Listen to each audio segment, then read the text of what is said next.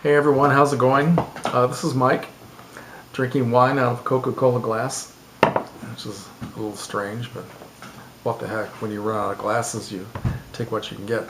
Hello, I'm here to do a video in the Movies from A to Z series. Did I say Z? I did, didn't I? Why would I say that? Z. Who says that? That is so weird.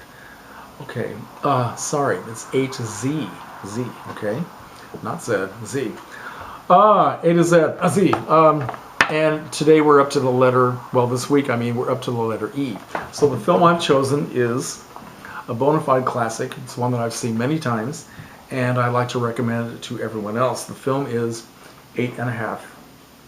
8½, directed by Federico Fellini and released in 1963.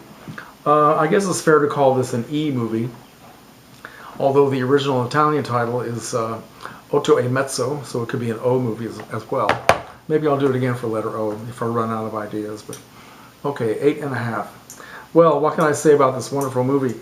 I think if I really try to get pretentious, I'll make a complete fool of myself. When I watch a movie that is this, and I'll say it's very complicated, when I watch a movie this complicated and this multi-layered, my perceptions are very limited. I'm just not that smart.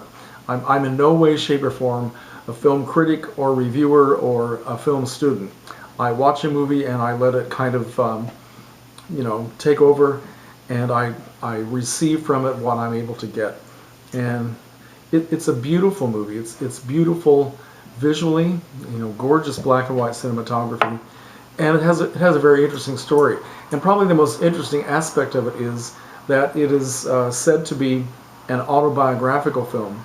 Fellini is doing, he is taking a slice of his own life and his own experience as an artist in this film, and he's showing what he's going through at the time, both personally and professionally.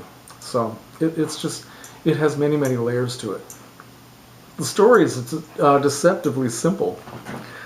Marcello Mastroianni plays a filmmaker named Guido Anselmi, who is at the beginning of 8½. He is trying to begin a new film project, and he's having a lot of trouble. At the same time, he's having health problems, and he is sent away to kind of a retreat therapeutic center. I believe it's supposed to be run by a religious order, and they have this spring water, which they call holy water, and it's supposed to have therapeutic effects.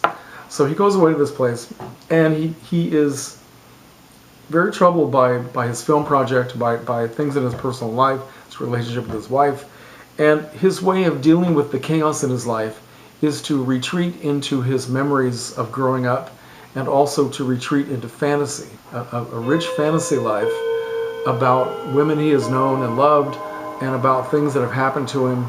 And all of these things that are going through his mind are reflected in what he wants to do in the film. So it's all very well, it's just very complicated. It's really wonderful. Some of it's very funny, some of it very sad, very poignant. He remembers things about his parents. He remembers things about growing up as a Catholic and having sexual awakening and feeling guilt about it. And I don't know, it's just really wonderful. It's wonderful to see. Marcello Mastroianni is surrounded by an international cast of amazingly beautiful and talented actresses.